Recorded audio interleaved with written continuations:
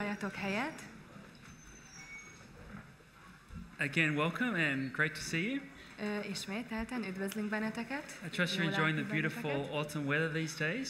Remélem élvezitek ezeket a gyönyörű, szép őszi napokat. Now we have a few announcements, things to tell you about. Van egy pár bejelenteni valónk. The choir, the Christmas concert tickets are now on sale in the foyer. A kórusunk karácsonyi koncertjeire a jegyeket már az előtérben is vehetitek. You probably know the concerts are on December 19th. A koncertek december 19-én lesznek. So don't leave it too late to get your tickets, they go quickly. Ne halogassátok, ne hagyjátok túl későre a jegyvásárlást, mert gyorsan fogynak. Also, our Dinner for Eight is coming up on November 27th. November 27-én lesz a 81 asztalnál programunk. And you must sign up by this Wednesday if you want to take part. Ha szeretnétek ebben részt venni, akkor most szerdáig mindenképpen fel kell iratkoznatok. So don't forget that. Ezt ne felejtsétek. Tomorrow night, our Monday night Bible study is beginning their series on spiritual warfare as they go through Ephesians. Holnap a hétfő esti bibliaóra keretében az Efézusi levelet veszik, de a lelki harcról kezdődik egy sorozat. So come out for that tomorrow night's Bible study. Úgyhogy gyertek el holnap esti bibliaórára. Also last week we announced about next year's trip to Israel in April of 2011. A múlt héten már hirdettük nektek, hogy jövő áprilisban, 2011-ben tehát lesz Izraelbe egy út, amit szervezünk. This is a trip that the Bible College organizes every year. Ezt az utat a Bibliai Iskola szervezi minden évben. And anyone in our church is welcome to attend. De a gyülekezetünkből is bárkit szívesen látnak, hogy csatlakozzon. It is a wonderful trip just to walk in the steps that Jesus walked. Egy csodálatos út ez, és tényleg nagyon izgalmas Jézus lábanyomát követni. So if that's something you're interested in, all the details you can get at the information table. Ha az érdekel benneteket, minden információt az infoasztalnál megkaptok. And then finally, just to tell you, we have new copies of the Roland Soul music book out of the book table. És végül a Rólad szól énekeskönyvnek az új kiadása megvan, úgyhogy a könyves asztalnál tudjátok ezt megvenni. We had run out of these, but now we have some more in soft cover, so if you like one, at the book table afterwards. Az előző kiadás elfogyott, tehát most újat nyomattunk, és most már megvehetitek. So today we have a special guest speaker. Ma délelőtt egy különleges vendégtanítónk van. Jeff Stewart. This last week down at the Bible College they had their Speakers Week for the whole week. Az előző hét, és hát ennek a hétnek az első része, lent a Bibliai Iskolában egy ilyen különleges vendégtanítók hete volt. So Jeff was down there sharing, and we're really blessed that he's here to share with us this morning. Ő ott volt tanítani egész héten, és nagyon örülünk, hogy most nálunk is itt van. He's from California, a pastor of a Calvary Chapel in California. Ő Kaliforniából érkezett, egy ottani Golgota gyülekezetnek a pásztora. And this is his third time coming back to Hungary. És most van itt harmadszorra Magyarországon. So we're very blessed for him to be here with us. Nagyon nagy áldás nekünk, hogy ő újra itt van. So let's give him a warm welcome. Úgyhogy üdvözöljük őt melegen itt.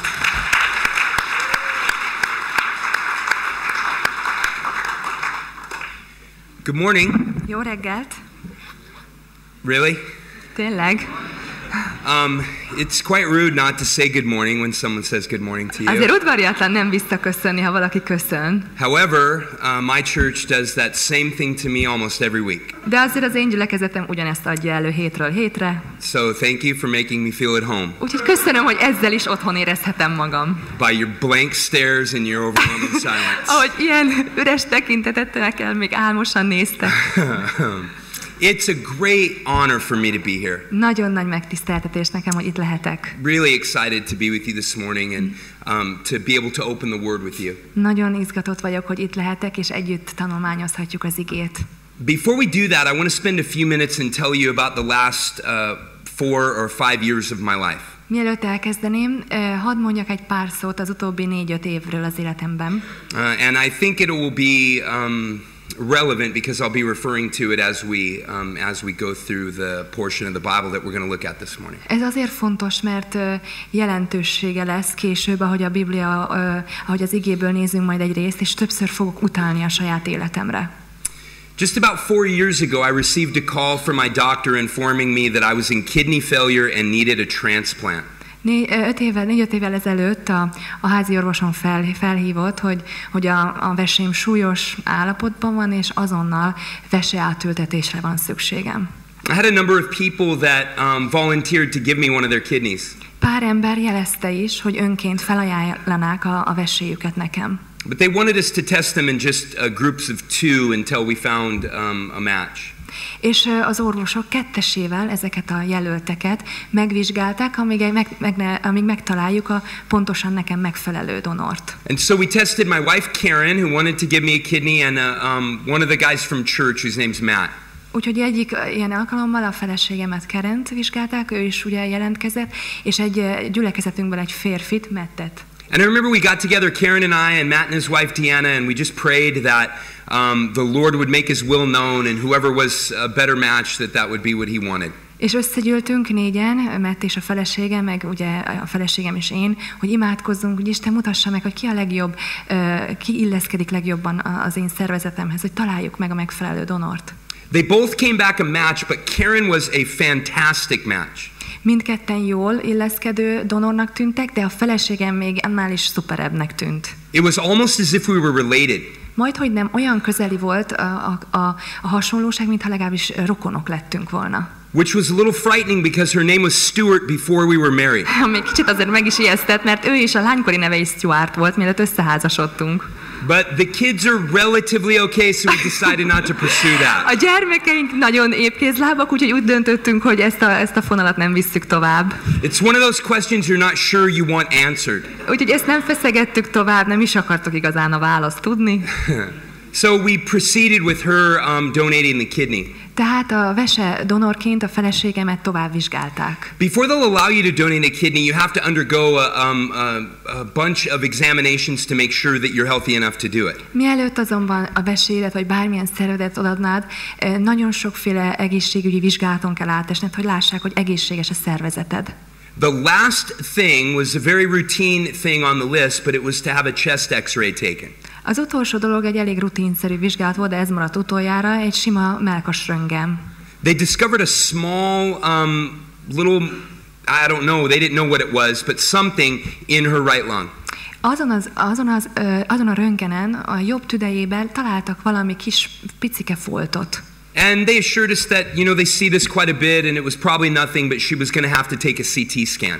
Azt mondták, hogy ez elég gyakori, bármi lehet, semmi gond, csak egy CT-t is azért csinálnak, hogy pontosabban lássák. The CT scan revealed not only that one lump, but that there were actually between 20 and 30 smaller little tumors in her right lung.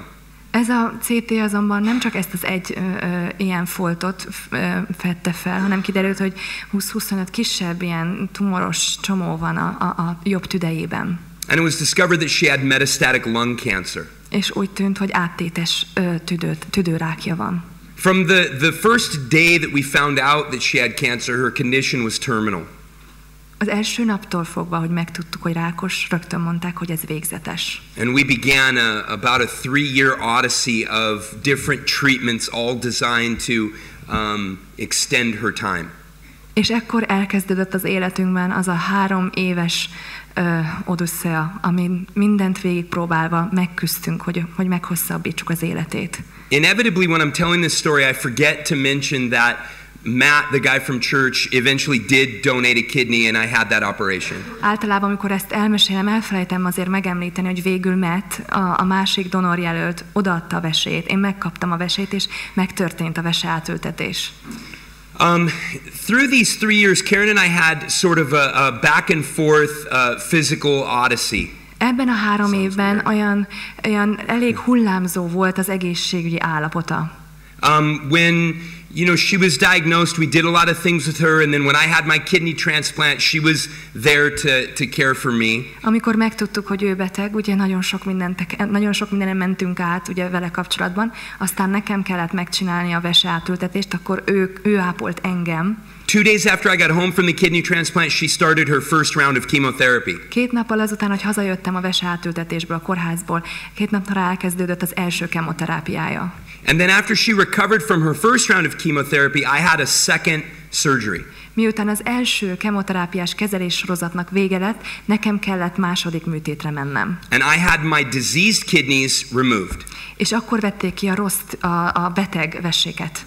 They weighed 14 kilos. They took both? Yeah. Tehát mindkét vesémet kivették, és én weighed, like the weight was 14 kilos.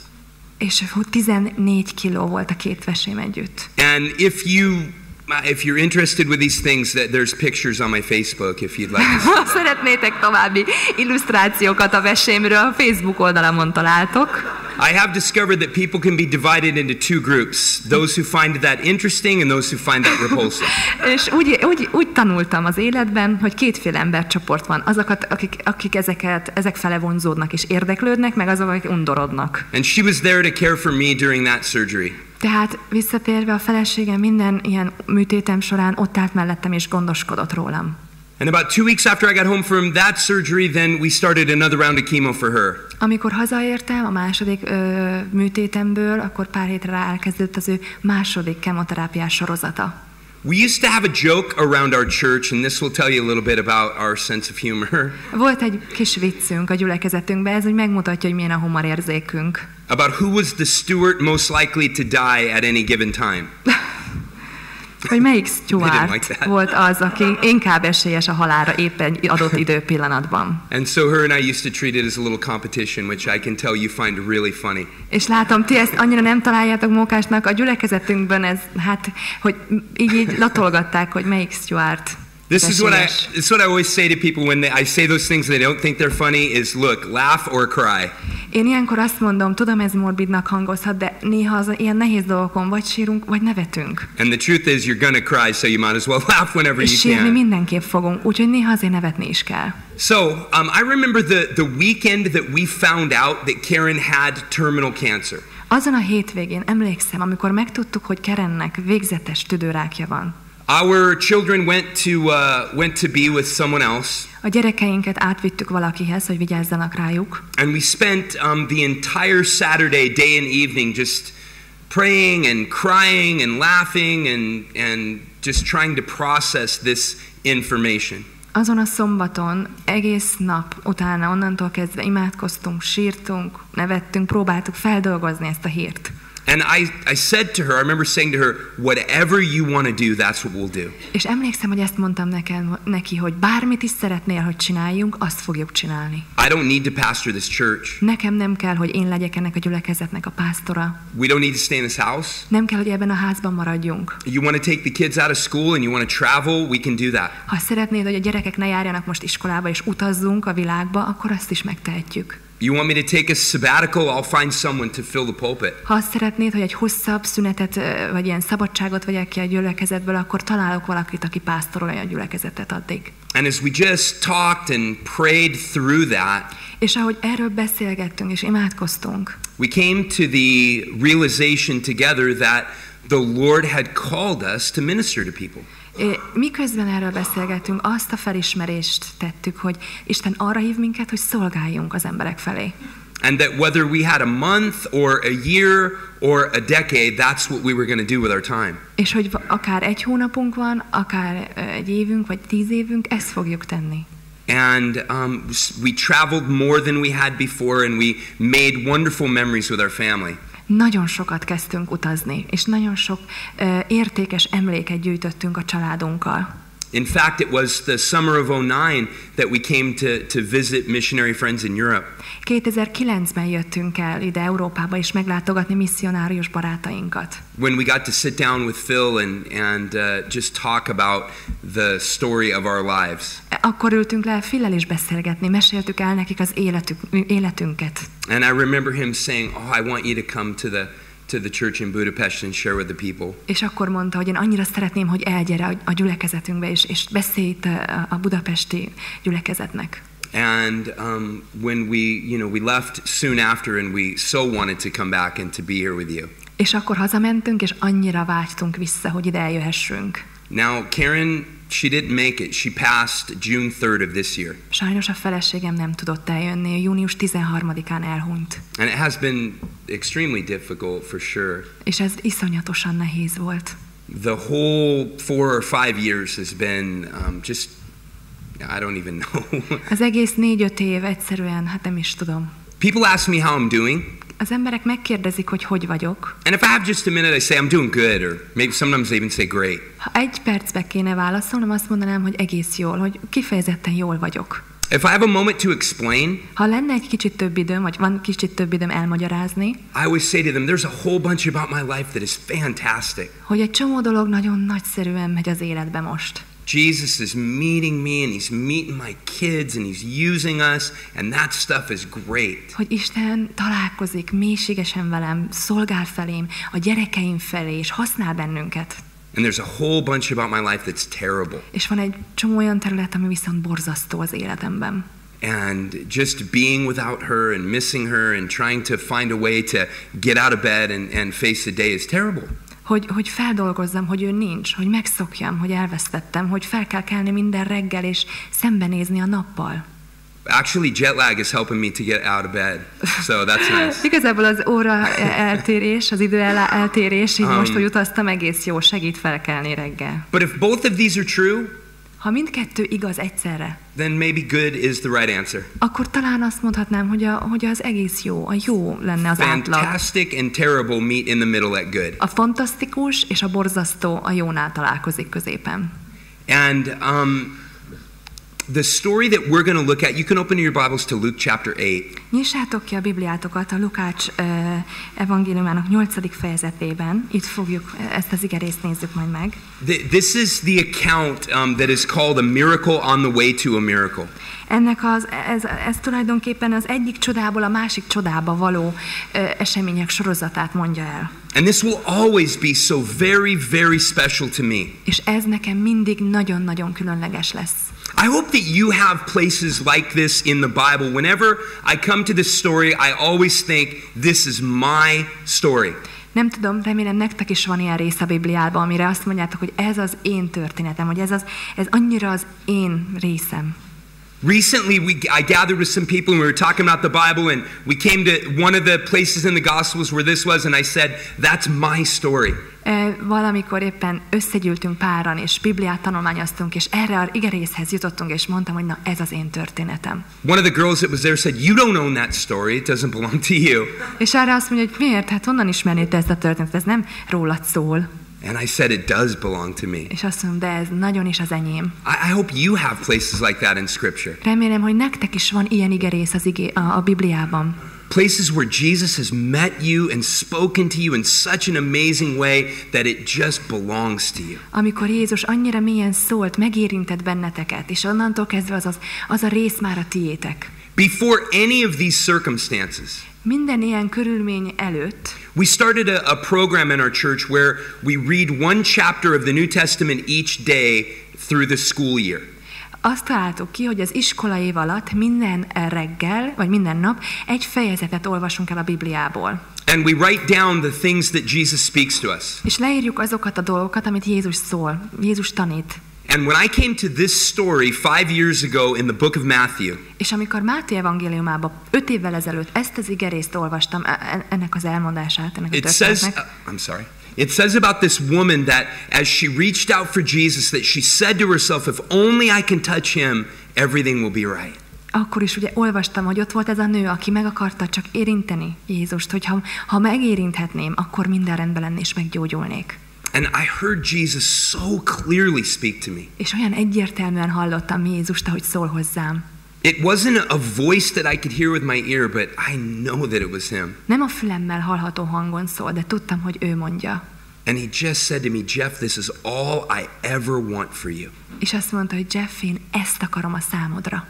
You see, I have been a pastor for 16 years. Én 16 éve vagyok lelkipásztor.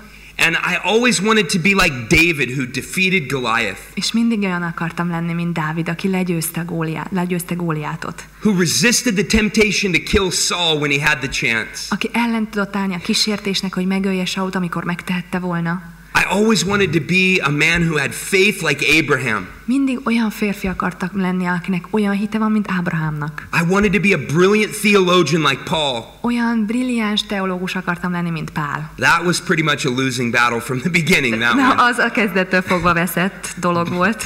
But I wanted it. De attól még vágytam rá. And these were my heroes, and rightly so. They're great, man. És ezek az emberek voltak a hőseim, és jogosan ők nagyszerű emberek. But it was as if Jesus just said to me, "This is who you really are." És akkor viszont Jézus így érthetően szólt hozzám, hogy viszont te ez vagy. you're this woman with a great need. Te vagy ez a nő ilyen nagy szükségben. And all I ever want for you is to know that if you can reach me. És amit szeretnék, hogy mindig tudj, hogy engem elérhetsz, el tudsz élni. If I can touch you.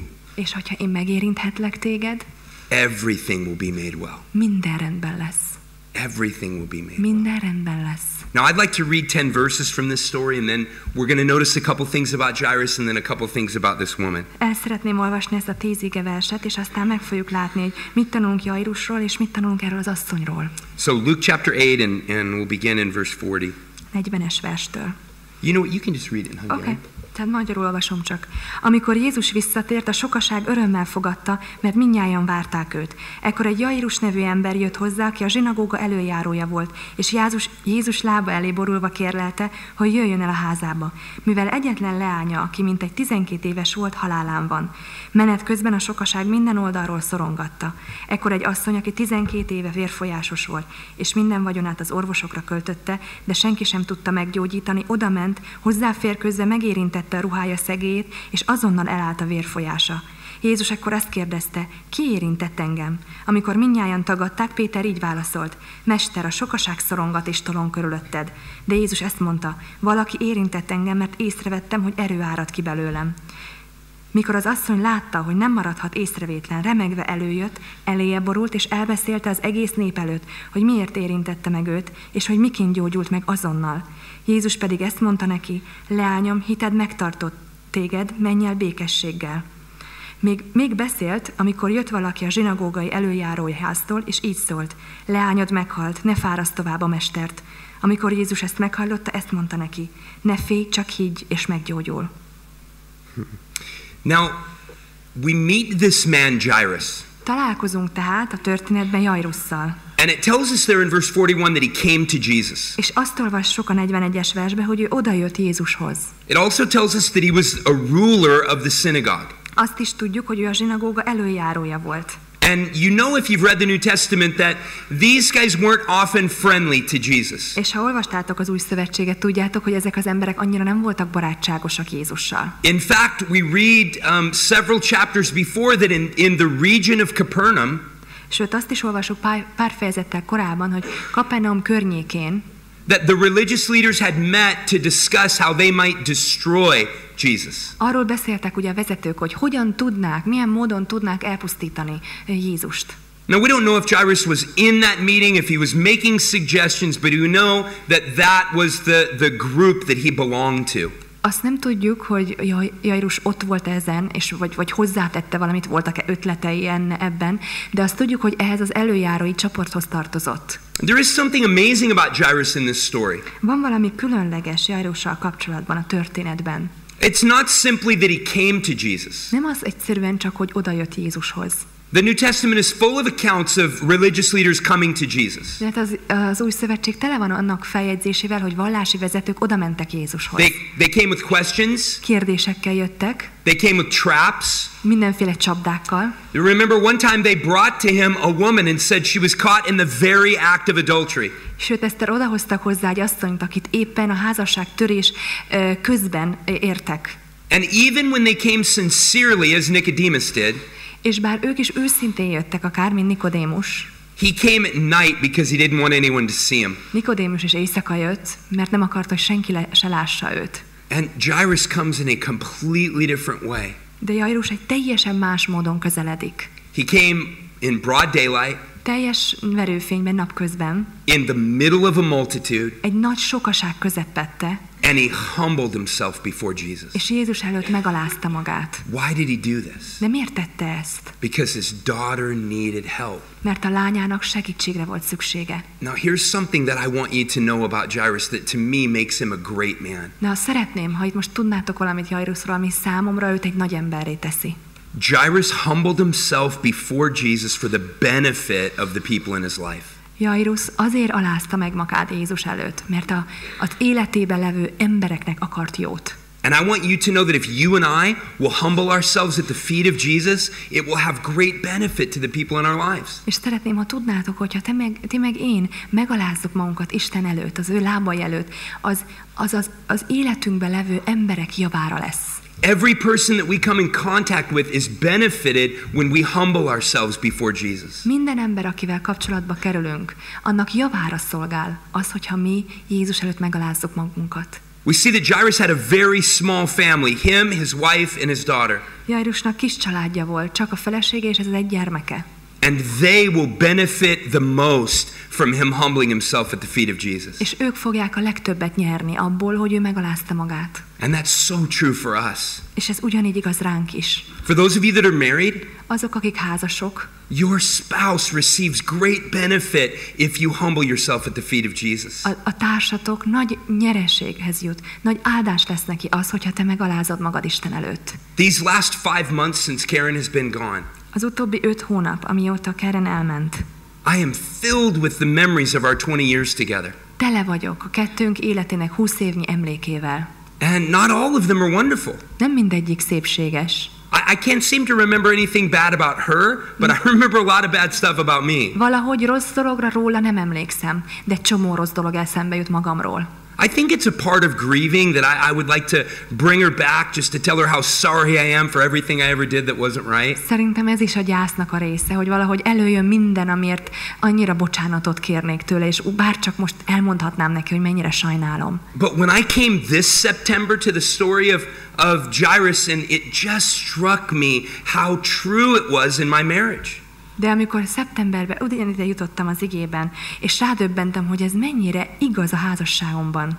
I regret every moment that I didn't humble myself before Jesus for her benefit. Minden egyes alkalmat most már bánok, amikor nem alázkodtam meg Isten előtt az ő javára. I even regret stupid little things. Még a kicsi butaságokat is nagyon sajnálom most. I don't know if this will relate to you, but I was incapable of allowing Karen to tell a story.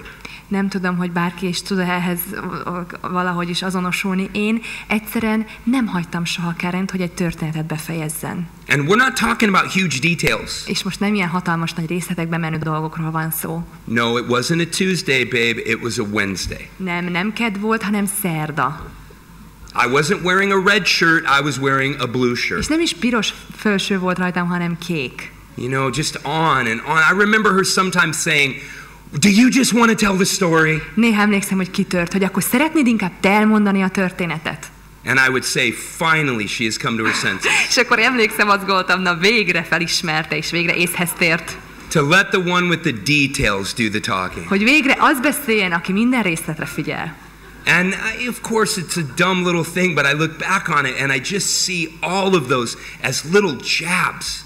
És most lehet, hogy ez olyan pici buta dolognak tűnik, de visszatekintve úgy érzem, hogy ezek is úgy piszkálták, bögdösték őt, fájdalmat okoztak. Like I was jabbing her with a knife and it wouldn't kill her, but it would just injure her. Tehát késsel bögdöstem, amivel ugyan nem szúrtam halálra, de azért fájdalmat okoztam. Every time I did this, it was in front of people. És persze mindig akkor adtam ezt elő, amikor mások is ott voltak. Our friends. Barátok. And just, no, that's not right. Hogy tudassam, hogy nem így volt. No, it didn't happen like Nem that. úgy történt.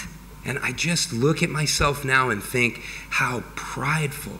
És ha visszatekintek, arra gondolok, hogy mennyire büszke voltam. And as sweet as she was, and as loving as she was, and as much as she wouldn't tell me, that pride hurt her. És bár nem mondta, és nem rótta föl, de tudom, hogy a büszkeségem fájdalmat okozott neki. And if you're married here, És ha te itt most házas vagy, every area that you don't humble before the Lord, it hurts your partner. minden olyan terület, amiben nem alázkodsz meg Isten előtt, az fájdalmat okoz a társadnak. Now, not all my memories are bad. Nem minden emlék rossz, And persze. thank Jesus they're not all prideful. És hála Istennek, hála Jézusnak nem mindegyik büszkeséggel teli. I remember one moment where my humility was such a blessing to her. Emlékszem egyszer, hogy mikor az alázatom olyan nagy áldássá lett neki. We were leading a mission trip to Russia. Oroszországban egy missziós utat vezettünk. And we had about 20 minutes in our hotel room before we had to be at the next place. És kb. 20 percünk volt a hotelszobankban, mielőtt egy másik helyre kellett érnünk. And we were discussing something. Épp megbeszéltünk valamit, And she was absolutely wrong. és teljesen rosszul mondta a dolgokat. And we were calm. Nyugodtan beszélgettünk. And everything she said, I just said, no, honey, you know, it wasn't this, and I didn't say that, and it was a really calm conversation. Nagyon nyugodtan, kedvesen tudtam mondani, nem, ez nem így volt, én akkor nem ezt mondtam. And I was in the bathroom brushing my teeth. És a fogamat mostam a fürdőszobában. And she said, okay, maybe you're right. Akkor azt mondta, hogy tudod mit, lehet, hogy igazad van. But when you did this or said this, it made me feel like you don't love me. De amikor te ezt mondtad, vagy te ezt csináltad, akkor én éreztem úgy, hogy nem szeretsz. And in that moment, és abban a pillanatban, was the time for either my pride or my humility to come out. Akkor el lehetett dönteni, hogy a büszkeségem vagy az alázatom fog megszólalni. There would have been so many times in my life that I would have said, that's ridiculous, of course I love you. Olyan sokszor azt mondtam volna csomó helyzetben, hogy jaj, milyen butaságokat beszélsz, hát persze, hogy szeretlek. You're being emotional. Olyan kis érzelmes vagy itt. You know, let's find out why you're being emotional. Beszéljük meg, hogy miért vagy most ilyen. Which she always loved that. Azt azért mindig szerette. But I just stopped. De hát megálltam. And I rinsed out my mouth. Kimostam a fogamból a fogkrémet. I went out and I held her hands. És kimentem a nappaliba, és megfogtam a kezét. And I waited for her to look into my eyes. És megvártam, amíg a szemembe néz. And I said, I am so sorry. És azt mondtam, hogy annyira sajnálom. I would never want you for one minute to think that I don't love you. Soha egy pillanatra sem akarnám, hogy azt hitt, hogy nem szeretlek. And then I just lost it. És akkor ott kész voltam. And as I cried and expressed my love to her, she was so blessed. És ahogy elsírtam magam, és kifejeztem, hogy mennyire szeretem, annyira nagy áldás volt ez neki. In fact, just a little side note to any husband who's here. Mellesleg egy kis margó megjegyzés minden férjnek, aki itt van. If you're looking for a way to get your wife a little excited, hogyha szeretnéd, hogy egy kicsit hogy felpörgesd a dolgokat a feleségednél, expressing your love to her with tears is far better than flowers and chocolate. Könnyek között megvallani, hogy szereted, mindent überel, a csokit, a virágot, mindent. She could not keep her hands off me for weeks. Hetekig nem lehetett levakarni rólam. Állandóan meg akar érinteni. Hát ez csoda jó volt. And that's not a joke. It may be funny, but it's absolutely true. Lehet, hogy vicces és nevettek, de ez teljesen így volt. Ez igaz, működik. And I remember saying to her, like I cry and it does this to you, or was there something special that happened there? Azért megkérdeztem utólag, hogy a sírás, ami kiváltja belőled ezt a vonzalmat, vagy mi az, amit csináltam, ami így működik? And I remember her telling me that just the sincere humility and love, it just melted her heart. És elmondta, hogy ez az őszinte, valós érzelem kifejezés és a szeretetem megvallása az, amitől elolvadt. And in that moment, humbling myself before Jesus was of great benefit to her. És abban a pillanatban az, hogy Jézus előtt megaláztam magam, hatalmas áldás és ajándék lett neki. Giving up my right to be right, hogy feladom a jogomat, hogy nekem legyen igazam, was of great benefit to her. Nagy ajándék volt neki. Jairus humbled himself before Jesus to benefit those that he loved. Jairus is megalázta magát Jézus előtt, hogy a javára legyen ez azoknak, akiket szeret. And today, if you and I will humble ourselves before Jesus, it will be of great benefit to those that we love. És ha mi is a mai napon alázatra indulunk Jézus előtt, azokért, akik körülöttünk vannak, a szeretteinkért, az nagyon nagy áldás lesz. It's another thing I noticed about Jairus. Ez a másik dolog, ami feltűnt Jairussal kapcsolatban. It says that he brought his daughter's need to Jesus and begged him to touch her. Tehát odaviszi Jézus elé a lányának a betegségét, az ő szükségét, és könyörög. In our church back home, while teaching through the Gospel of Mark, we adopted a new definition for ministry. Miközben a gyülekezetünkben otthon mi a Mark evangéliumát tanulmányoztuk, egy új fogalmat vezettünk be, new definition for what? Ministry. A szolgálatra. Our definition for ministry is simply bringing people to Jesus and begging him to touch them. Ez lett az új definíciója a szolgálatnak a gyülekezetünkbe, az, hogy oda visszük az embereket Isten elé, és könyörgünk neki, hogy érintse meg őket. And I'm sorry, I don't know exactly where it is, but there's an account in Mark where they bring a blind man to Jesus and they beg him to touch him. És van egy ilyen feljegyzés, a Márk evangéliumában, pontosan nem tudom hol, amikor Jézushoz oda visznek egy vakembert, és könyörögnek, hogy érintse meg őt. There's the account of the Gentile woman who comes and is willing to get under the table to beg Jesus to touch her daughter. Vagy ott van az a pogányasszony, aki hajlandó, könyörög azért, hogy Jézus megérintse az ő gyermekét. There's the account of the 4 friends who take off part of the roof begging Jesus to touch their friend. Vagy ott a 4 barát, a 4 ember, aki szétszedi a tetőt, és hogy leeresszék a barátokat, akit szeretnék, hogy Jézus megérintsen. And there is Jairus here who I'm sure wished he could have done anything else for his daughter. És itt van Jairus, aki szinte biztos vagyok benne, hogy mindent megtett volna, hogy segíthessen a lányán. But he was all out of options. De már nem volt több opció. And he begged Jesus to touch his daughter. És Jézushoz könyörög. I love Jairus because he really ministered to his daughter. Ezért szeretem Jairust, mert ő valóban szolgált a lánya felé. And I think we get a little messed up when we begin to think that ministry is about us. És azt hiszem, itt követjük el a hibát, amikor azt kezdjük elhinni, hogy a szolgálat rólunk szól. Maybe you've got some people in your life. Maybe just take a second to think about the people in your life that just have deep needs. Gondoljatok bele, kik azok az emberek az életetekben, akiknek valóban mély szükségleteik vannak. People that you care for. Akikről gondoskodni szeretnél, akikkel törődsz, szeretsz. Maybe you found that you're not smart enough to answer their questions. Lehet, hogy rájött, hogy nem vagy elég okos, hogy megválaszold a kérdéseik.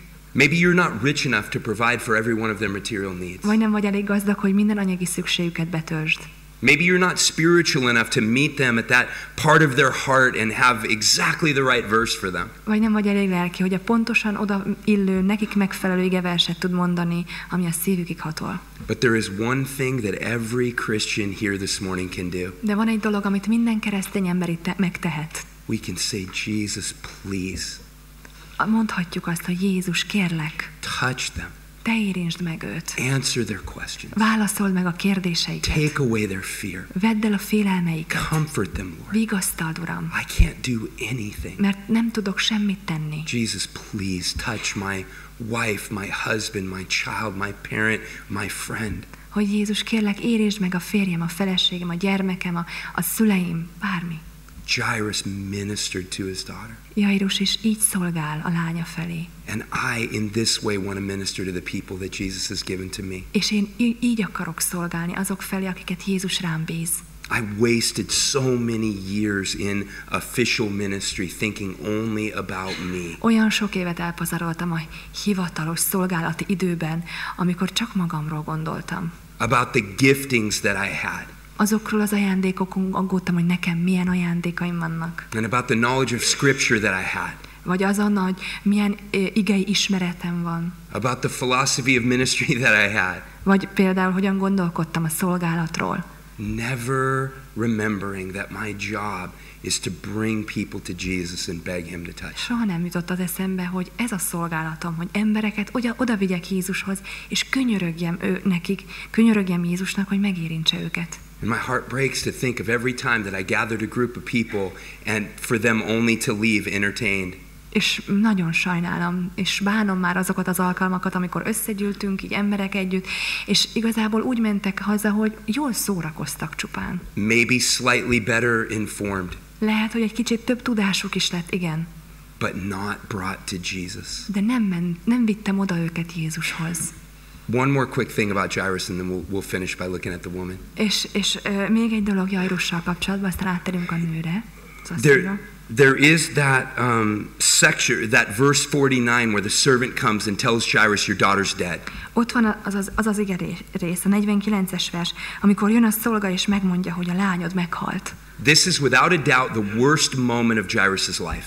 Biztos vagyok benne, hogy ez Jairus életében a legborzasztóbb pillanat. Jairus makes an amazing decision. És Jairus egy csodálatos döntést hoz. Jesus looks at him and says, don't be afraid, only believe.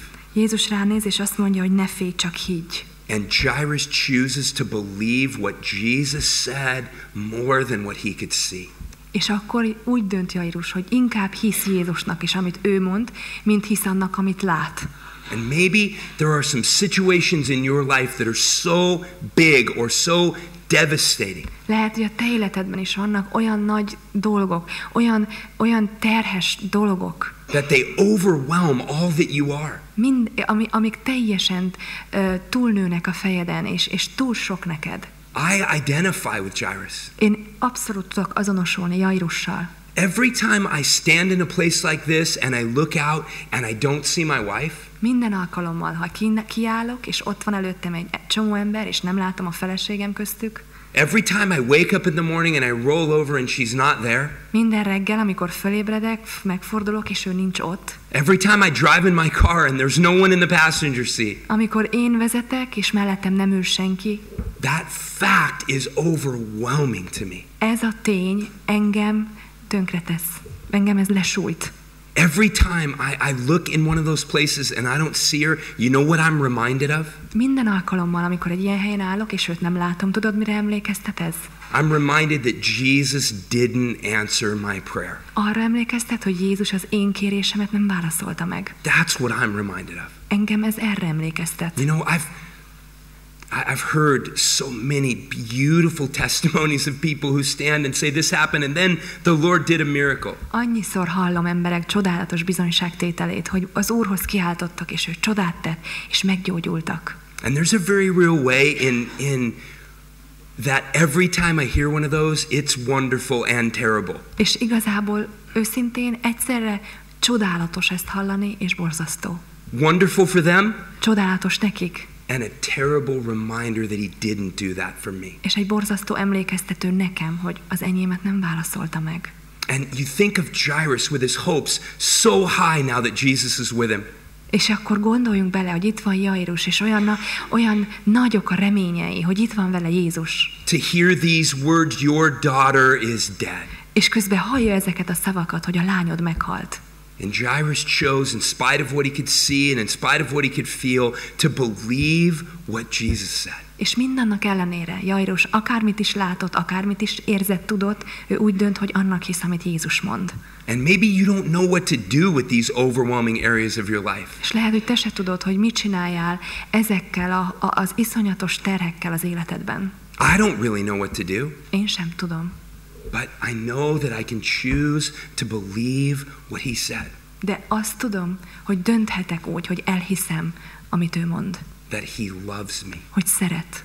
That his thoughts toward me are more numerous than the sand of the sea. Hogy több gondolata van felé, mint a tengerpartján a homokszemek. That he loved Karen. Hogy szerette Karent. And that his plan for her was good and not evil. És hogy az iránt az életére való terve is csodálatos volt, és nem gonosz. To give her a future and hope. És reményteljes jövőt adott neki. Even though that wasn't with me. Még ha ez nem is velem töltődik el. That he is a friend who sticks closer than a brother. Hogy ő valóban egy olyan barát, aki közelebb van, mint egy testvér. That he is the same yesterday, today and forever. És hogy ő ugyanaz tegnap, ma és örökké. And every time that I'm able to do that, és akárhányszor ezt képes vagyok megtenni, it makes all the difference in the world. Onnantól kezdve minden megváltozik. To believe his word and what he said more than what I can see. Hogy elhiggyem, inkább higgyek neki, amit ő mond, mint annak, amit látok. You see, I don't have this personality that can just say, Karen's with Jesus, my life is amazing. Én nem az a személyiség vagyok, aki azt tudja mondani, hogy Karen, most már Jézussal van, örülök, és minden rendben lesz. I say good for her, my life stinks. Én azt mondom, hogy jó neki, az én életem viszont nagyon nehéz. And I hate it, and I don't understand it, and it seems as if you don't love me. És én nem értem, utálom a helyzetemet, és olyan Isten, mintha engem nem szeretnél. And yet, he does. És ennek ellenére tudom, hogy igen. He says he loves me more than I could ever understand. Azt mondja, hogy jobban szeret, mint én azt valaha fel fogom fogni. He said that death could not separate me from his love. Sőt, azt mondta, hogy a szeretetétől még a halál sem tud elválasztani. Every time I ever read that verse there in Romans, I thought about me dying. Én ahányszor ezt a római levélben olvastam, mindig magamra gondoltam, hogy én halok meg. But now that verse means to me that your wife dying doesn't separate me from how much I love you. De most már értem, azt sem választ el engem az ő szeretetétől, hogy az én feleségem hal meg. Something that I've learned in all of this suffering and standing up and talking to people. Amit megtanultam a szenvedésen és a sok tanításon keresztül. Is that Christians carry around questions.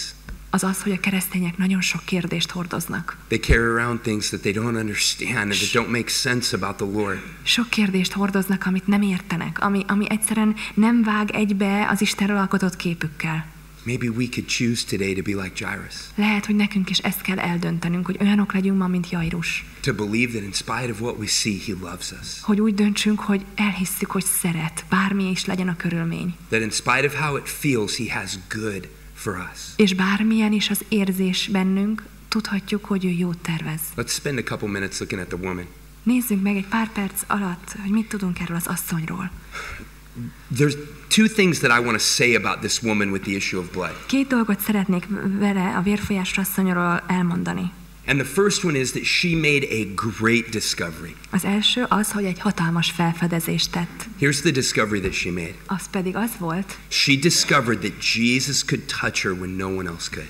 az, hogy Jézus akkor is meg tudja őt érinteni, amikor senki más. That Jesus could meet her in a place that no one else could. Hogy Jézus egy olyan módon tud vele találkozni, hogy senki más. We're told that she's had her condition for 12 years and she's spent everything trying to get it made better. És látjuk, hogy már 12 éve van ez a baja, és minden pénzét elköltötte, hogy meggyógyulhasson. That she has traveled anywhere she could to find someone who could meet her in this place, and no one has been able to. Bárhová elutazott volna, bármit megtett, azért, hogy valaki végre meggyógyítsa ebből az állapotból. She discovered that Jesus could meet her there. És akkor rájön, felismeri, hogy Jézus tud vele találkozni. Maybe you came in here today as so many Christians do. Lehet, hogy te is úgy jöttél ma ide reggel, mint olyan sok keresztény. With some hidden hurt. Valamilyen rejtett fájdalommal. Some unanswered question that plagues you. Valamilyen meg nem válaszolt kérdéssel, ami kísér téged. And maybe you haven't found anybody to meet you. És lehet, hogy senki nem tudott válaszolni, senki nem tudott veled ebben közösségbe lenni. Maybe you haven't met anybody who can bring comfort and peace to those things that are so deep in your heart. Lehet, hogy senkivel nem találkoztál, aki ezekben a mély és fájdalmas területekben vigaszt tudna nyújtani. The questions and hurts and embarrassments that you have that you wouldn't tell anybody. Azok a fájdalmak, sebek, vagy kínos dolgok, amikről egyszerűen nem tudsz beszélni senkivel. I want you to know that Jesus can meet you there. Akkor akarom, hogy tudd, hogy Jézus tud veled találkozni. That Jesus can touch you there. És ott abban a helyzetedben meg tud érinteni. That Jesus sees you there even though none of the rest of us can. Hogy Jézus pontosan látja ezeket a dolgokat, még ha senki közülünk nem. You remember when she touched him, he stopped and said, "Who touched me?" Emlékeztek, ahogy őt megérintette az asszony, Jézus megáll és megkérdezi, ki érintett meg. Peter said, "Are you crazy?" És akkor Péter megkérdezett, őrült vagy? He touched you, she touched you, they touched you, he touched you. Ez meg, itt mindenki körülötted, mindenki megérintett. Even though no one else could see her. Még ha senki nem is látta ezt az asszonyt. Jesus saw her. Jézus látta őt. Maybe you have some part of your heart that you've just accepted as a part of you and you just put on a smile and live your life. Lehet, hogy van valamilyen terület az életedben, amit elfogadtál, továbbmész, felvetted az állarcot és csinálod. And maybe to every other human on the planet you just look like one person in a crowd. És minden egyes embernek úgy tűnsz, mint csak valaki a sok közül. I want you to know today that Jesus sees you. He really sees you. Szeretném, hogy tudd, hogy Jézus pontosan lát téged. He sees the deepest part of you. Látja a legmélyebb dolgaidat. He sees your darkest fears. Látja a legmélyebb félelmeid. He sees your most overwhelming circumstances. És a legnehezebb, túláradóan nagy helyzeteket is az életedben. And he loves you. És szeret téged. Jesus stopped, picked this woman up, and she had to tell what was going on with her. Jézus megáll, kiválasztja az asszonyt, vagyis hát előhívja, és elmondatja vele, hogy mi történt. And that wasn't for his benefit. És ez nem Jézusért történik. It wasn't like he didn't know. Nem azért, mintha Jézus nem tudta volna. That was for her to get it out. Hanem azért, hogy ő kimondhassa magából. That thing that she had been pressing down and hoping that no one would discover. Amit ő már annyi ideje hordoz, és remélte, hogy senki nem tudja meg róla. And I would just like to say to you that this is what you need to do. És ezt szeretném mondani, hogy nektek is ezt kell tenni. You need to come to Jesus, and from the beginning you need to tell him all. Oda kell menni Jézushoz, és az elejétől kezdve elmondani mindent. So interesting what he does with her. Olyan érdekes, hogy mit csinál Jézus vele. He says to her, "Daughter, be of good cheer." Azt mondja, hogy lányom, hogy ne keseredj el. This isn't normal. Ez nem normális. Normal is, don't tell anybody. Az lenne, hogy na jó, de ne mondd el senkinek. But to her, He says, daughter, be of good cheer. De neki nem ezt mondja, hanem azt, hogy vigasztalódj. Just these loving terms of endearment. Olyan gyengéden, kedvesen beszél vele. You're my daughter, I love you, you can smile. Hogy leányom, hogy az övének nevezés, azt mondja, hogy most már rendben van minden, mosolyogj.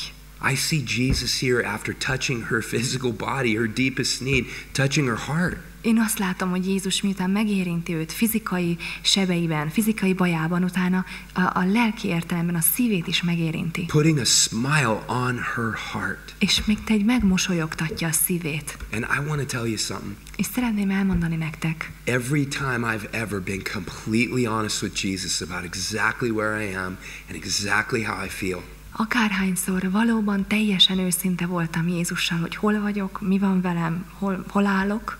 He's put a smile on my heart. Mindig megmosolyogtatta a szívemet. Even when I can't get it to my face. Még ha az arcomra nem is tudom odarakni. He wants to do that for you. Ezt nektek is meg akarja tenni.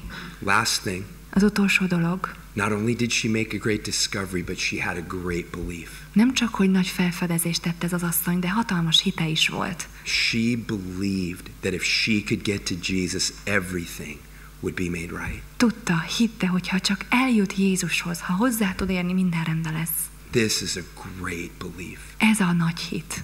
This is a belief that I would like to encourage you to have. Ez az a hit, amire mindannyiótokat bátorítalak. This is a belief that I stand before you today and say has carried me through the most difficult 4 years of my life. És azt mondom, hogy ez az a hit, ami engem átvitt az életem legnehezebb 4 évén most. This is a belief that allows me to live because I know that if I can just get to Jesus.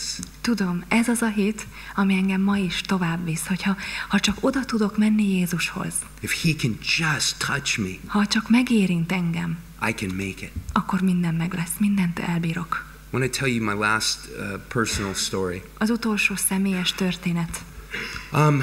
Recently I was injured while playing baseball. Nem régen megsérültem, miközben baseballoztam. I guess my body is trying to teach me how old I am. Azt hiszem, a testem egyszerűen jelezné, hogy hány éves is vagyok. I got hit in the eye with a ball and I broke several bones and damaged my eye. A labda szemem vágott, és több csontom eltört, és a szemem is megsérült. I was then subject to constant ridicule from all the people in my congregation. Ennek folyamányán folyamatos nevetség tárgyává lettem a gyülekezetben. Well, you know, take it easy, Grandpa. Nyugi, nagypapi. Way to keep your eye on the ball, this kind of thing. Jobb lenne, ha legközelebb a szemeddel inkább csak követnéd a labdát. So I had to go about 8 days in a row to different doctors. 8 napon át mindenféle orvoshoz kellett mennem. The eye specialist, the nasal specialist, the face bone specialist. A szemésztől a fülorgégészen át, az arcsebész, vagy nem tudom, igen. Every one of them just keeps digging their thumb into my eye to see it. És mindegyikük egytől egyik az ujjukkal turkál a szememben. And I'm thinking, dude, I brought a CD. Can't you look at that? És azt gondolom, hogy itt vannak az eredményeim, meg a papírjaim egy CD-re feltöltve, nem lenne elég azt nézegetned? And I realized in these appointments, just kind of am made aware of the absence of Karen in my life. Ezek a vizsgálatok megint csak arra emlékeztetnek, hogy a feleségem nincs. Because we went to every appointment together. Mert mi minden vizsgálatra együtt mentünk. And there's a very special time after the doctor goes out of the room and the door closes. Van egy pillanat, egy különleges pillanat, amikor a vizsgálat befejeződik, az orvos kimegy és becsukja az ajtót. And for me, that's the time to be as I really am, not as I want other people to think I am. Na akkor lehetek én is az, aki vagyok, és nem az, akivé szeretném, hogy mások lássanak. What I mean by that is as they dig into my eye and say, "Oh, is that painful, Mr. Stewart?" I say, "Nope."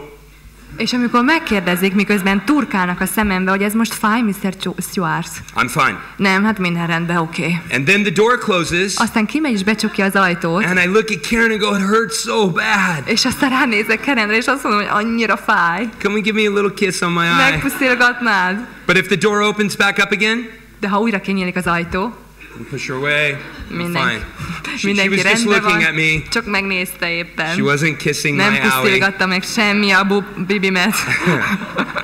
And there were a bunch of times that week when it hurt really bad and the door closed and I just was struck with the realization that I didn't have anybody to be a sissy in front of. És amikor most rádöbbenek, hogy becsukódik az ajtó, és akkor lehetnék úgy igazából olyan kis nyápic valaki előtt, akkor nincs ő ott. And after a particularly difficult appointment, I came home and it was a Wednesday evening. Egyszer egy különösen nehéz ilyen vizsgálat után szerda este hazamentem. And I wasn't going to make it to church, but my children, I have 3 teenagers, they were going to go. Én ugyan nem úgy volt, hogy megyek majd este gyülekezetbe, de a 3 serdülő gyerekem ment volna. And my friend who drove me to and from the appointment was going to take them to church. Az a barát, aki engem is elvitt az orvoshoz, meg hazavitt, vitte volna el őket is a templom, a gyülekezetbe. I have twin 16-year-old daughters, and I came in and I asked one of them to do something in the kitchen. Nekem a 3-ból 2 tínédzser ikerlány, és az egyikőknek kértem, hogy valamit segítsen a konyhában. And she was watching television. És ő tévét nézett. And I don't know about you, but when my kids are just like me, it really aggravates me. Nem tudom, ti hogy vagytok vele, de ha a gyerekem egy kicsit is már hasonlít rám valamiben, az engem marhára idegesít. And I asked her to do it. I went in the room. I did whatever. I came out. They were leaving, and it wasn't done. Tehát megkértem, hogy csináljam meg valamit. Elhagytam a szobát. Közben ők már indultak el a gyülekezetbe, de amit kértem, nem csinálta meg. And it wasn't because she didn't want to do it or she's lazy. She's very sweet and very helpful. Ez nem azért, mert ő nem akar segíteni, vagy lusta. Ő egy nagyon kedves, nagyon segítőkész valaki. It was because she didn't hear me because she was watching television. Egyszerűen nem hallotta, hogy mit mondtam, mert a tévét figyelte. Which is exactly like me. És ez annyira én vagyok. And she's to walk out the door and I said, Grace, why didn't you do this? And I was angry. És amikor épp mennek ki az ajtón, rákiáltok, hogy Grace, miért nem csináltad meg, amit kértem? És tényleg már mérges is vagyok. And I heard myself. Hallottam magamat. And I was way angrier than I should have been. És éreztem, hogy sokkal haragosabbnak tűnök, mint amilyennek kéne lennem. And I just said, it's okay, babe, I love you, go to church. És aztán korrigáltam, mondtam, hogy semmi baj, kicsim, menjetek csak a gyülibe. And the front door closed. Becsukódott az ajtó. And I'm in the kitchen. Ott vagyok a konyhába. And I just start to say out loud. És hangosan kezdtem el mondani. Jesus, I can't handle this. Hogy Jézus, én ezt nem bírom. I can't deal with all of this. Ezt én mind nem bírom egyedül. Where is Karen to say, it's okay, babe, I'll talk to her? Miért nincs itt most Karen, aki mondaná, hogy ne aggódj, majd én beszélek vele? I can't handle all of this emotional stuff that's going on with me and I'm taking it out on them. Nem bírom. Mindezek az érzelmi viharok, amiket én megélek, és még ráadásul rajtuk vezetem le. And I started to cry. Elkezdtem sírni. Which has become a regular part of my Ami life. már rendszeres az életemben. I said to the people in my church, I now know what it's like to be a woman. Azt mondtam a gyülekezetemben ott, hogy emberek, most már értem, milyen nőnek lenni. Because I can actually feel a cry coming on. Mert én is érzem, amikor jön, hogy sírni fogok. And I used to, when Karen had said that to me, I'd say, well, if you feel it, then don't cry. És amikor a feleségem mondta ezt nekem, akkor azt mondom, hát ha érzed, hogy jön, hát akkor állítsd meg, akkor ne sírj. So, anyway. Hát igen. She won that argument posthumously. Így aztán visszamenőleg is ezt a vitánkat megnyerte. And I slumped down to the ground in the kitchen and I just started to say to Jesus, why did you do this to me? És ott a konyhába leomoltam és kérdeztem Istent, hogy miért tetted ezt velem? Why did you take her from me? Miért vetted el tőlem őt? And the silence was so loud. És a csend az iszonyú hangosan. The loudest thing I've ever heard. Ott volt, és a leghangosabb dolog volt, amit hallottam. No answer to that question. Hogy erre a kérdésre nincs válasz. No explanation. Nincs magyarázat. No comfort. Nincs vigasztalás. And I sat there and I cried until I was done. Ott ültem, sírtam, amíg be nem fejeztem. And that is the benefit of being a man, is your tears eventually stop. Ez azért a férfiaknak egy előnye, hogy egyszer úgy elfogy a könnyük. I feel like ladies could start crying now and cry until the rapture, no problem. Én úgy gondolom, hogy a hölgyek el tudnak kezdeni sírni most, és egészen az elragadtatásig sírni tudnának. But eventually my tear duct's empty and I'm done. De valahogy az én könyvzsákjaim egyszer csak kifogynak és vége. And I sat there, I was done crying, and I just said this to myself. Abba hagytam a sírást, ott ültem és azt mondtam magamnak. I said, well, Jesus isn't speaking to you here. Azt gondoltam, Jézus itt most nem szól hozzád. you better figure out where he is speaking to you. Úgyhogy akkor jó lenne megtalálnod, hogy hol is szól. Because you're going crazy. Mert itt megőrülsz. You're talking to yourself in the kitchen. Már a konyhában magadba beszélsz. What is wrong with you? Mi a bajod? You're on the floor. There's all this comfortable furniture. Itt ülsz a padlón, miközben itt a sok szép bútor, So I amire got up. ülhetnél. Hát felálltam, And I made myself a cup of coffee. csináltam egy kávét. And then I did that thing that I told Grace to do. Aztán megcsináltam, amit Grace-től kértem, And then I sat down to read my Bible for the day. és leültem, hogy olvassam a Bibliámat. And I opened up to Matthew chapter 9. És ott nyitottam ki Máté 9-nél, And it was the story of the woman. és ott volt a vérfolyás asszony története. And it was that verse that 5 years ago Jesus said to me, Jeff, this is all I ever want for you. És ott volt ez az igevers, amit 5 évvel korábban Isten nekem mondott, hogy ez az, amit számodra mindig is akarok, Jeff. And I wrote in my journal that day, Jesus, please forgive me for letting this truth slip through my fingers. És leírtam aznap a naplomba, hogy Jézus, bocsáss meg, hogy ezt a nagy igazságot, amit akkor elraktál a szívembe, ennyire elfelejtettem. Please forgive me for trading this great belief Bocsáss meg, hogy elcseréltem ezt a nagy hitet. for the belief that if only Karen was here, everything would be okay. Arra a hitre, hogy azt gondoltam, hogy ha Karen itt lenne, akkor mindig minden rendben lenne. And then I just began to write, Jesus, I need you. És aztán elkezdtem mondani Jézusnak, hogy őrá van szükségem. I don't even know how to find you from here. Már innen azt sem tudom, hogyan foglak megtalálni ugyan. The only way I know how, I'm reaching out for you. Az egyetlen mód, hogy tudom, hogy irántad feléd nyúlhatok, And he met me there, az volt, és ő ott találkozott velem. and he touched me, Megérintett, and it was only 6 feet from the place where all I heard was silence. és ez összesen 2-3 méterre volt attól a helytől, ahol a konyhában csak a nagy csendet hallottam. And why do I tell you that story? Ezt miért mondom el nektek? Apparently it's just to make many of you cry. Ezek szerint azért sokakat sorry about megrikacsolak, that. sajnálom. No, it's because I know there are some people here who are thinking to themselves, if only this can happen, everything will be okay. Azért mondom el, mert tudom, hogy sokan vagytok itt, akik azt gondolják, hogy ha csak ez vagy az megtörténne, akkor minden rendben lenne. If only this gets fixed, if only that gets overcome, then everything will be okay. Ha ez megjavulna, vagy azt legyőznénk, vagy valami, akkor minden rendben lenne. If only I get this job, if only I get this class, if only I get this person, everything will be okay. Ha ezt a munkát megkapnám, ha erre az órára bejutnék, vagy ha ezt a társamat megkapnám, akkor minden rendben lenne. And I want to tell you that those are not great beliefs. És azt kell mondjam, hogy ez nem a nagy hit. Those beliefs are shallow and they will leave you empty. Ezek sekélyes, kicsiny hitek ahhoz képest, és üresen maradsz utána. And I'm begging you today to trade that for a truly great belief. És azért könyörgöm nektek, hogy ezt a hitet egy sokkal nagyobb hitre cseréljétek. Jesus, if only I can touch you. Jézus, ha csak megérinthetnélek. If only you can touch me. Ha csak te megérintenél engem. Then and only then will everything be made right. Akkor és csak is akkor lesz minden rendben. We have this thing that we say at our church, Van a gyülekezetünkben egy mondás, that Jesus is the one hogy Jézus az, who can change everything without changing anything. hogy az, aki megváltoztathat mindent, anélkül, hogy bármit is megváltoztatna. And that is so true. És ez annyira igaz.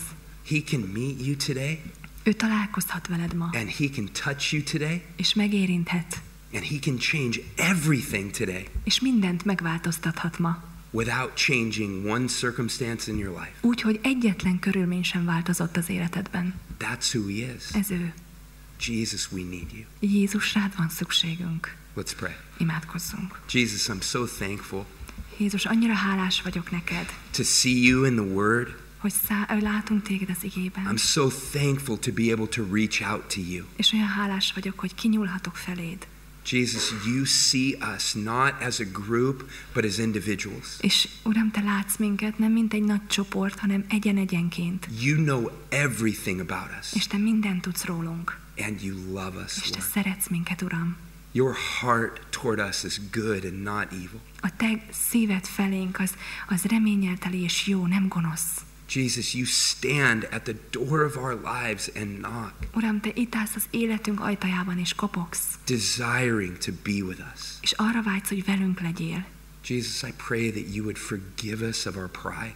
Uram, kérlek, hogy bocsásd meg nekünk a büszkeségünk. I pray that you would help us to see this morning how hurtful our pride is to the people that we love. Uram, segíts meglátnunk, hogy mennyire fájdalmas a mi büszkeségünk mások életében. Lord, I pray for every marriage in this room. Uram, és imádkozom minden házasságért ebben a teremben. Soften their hearts. Hogy te puhítsd az emberek szívét. Help them to come and humble themselves before you. Add, hogy ők alázattal oda tudjanak menni eléd. So that their spouse would be benefited. Hogy az ő társuk ebből hogy a társuknak ebből nyeresége legyen. Lord, may humility and love and understanding be poured out in every marriage here. Kérlek, hogy az egység, a szeretet, a békesség áradjon ki minden egyes házasságra. Jesus, I pray that you would make us people who truly minister to one another. Uram, és kérlek, tegyél minket olyan néppé, aki őszintén valóban szolgál a másik felé. Forgive us for thinking that we are what's important. És bocsáss meg, ha azt gondoljuk, hogy mi vagyunk fontosak. And Lord, we all have people that we care about, that we love, that have great needs. És Uram, mindannyiunknak van az életében, vannak az életében olyanok, akiket szeretünk, akiknek nagy terhei, vagy gondjai, szükségletei vannak. In this moment we bring them to you and beg you to touch them. És most eléd hozzuk őket, és könyörgünk, hogy te érintsd meg őket. Jesus, now I pray for people that are here that have deep hurts. És Uram, most imádkozom azokért, akik itt vannak, és nagy fájdalmuk van, nagy szenvedéseik. Who have deep insecurities. Akiknek mélyen fájdalmai vagy bizonytalanságaik vannak. Who have deep wounds. Akiknek mélyen sebeik vannak. I pray, Jesus, that they would make a great discovery. Kérlek, Uram, hogy ők nagy felfedezést tehessenek. Help them to see that you see them in a way that no one else can.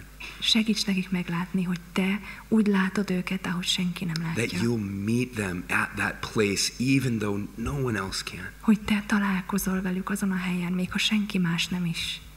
And Jesus, we together as a group, just whenever it's appropriate, we ask you to forgive us for believing that we need anything but you. És Uram, mint te közösségben együtt kérjük, hogy bocsáss meg nekünk, hogyha bármikor azt hiszük, hogy bármi másra lenne szükségünk, mint te. Jesus, we just hold with open hands everything that is so important to us. Uram, nyitott kézzel tartjuk a számunkra legfontosabb dolgokat eléd.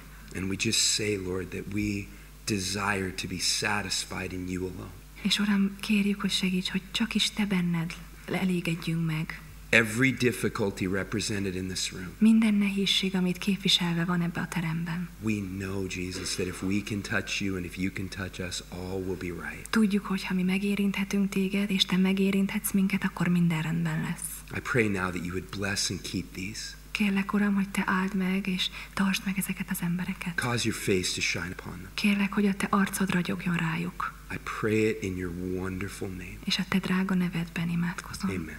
Amen.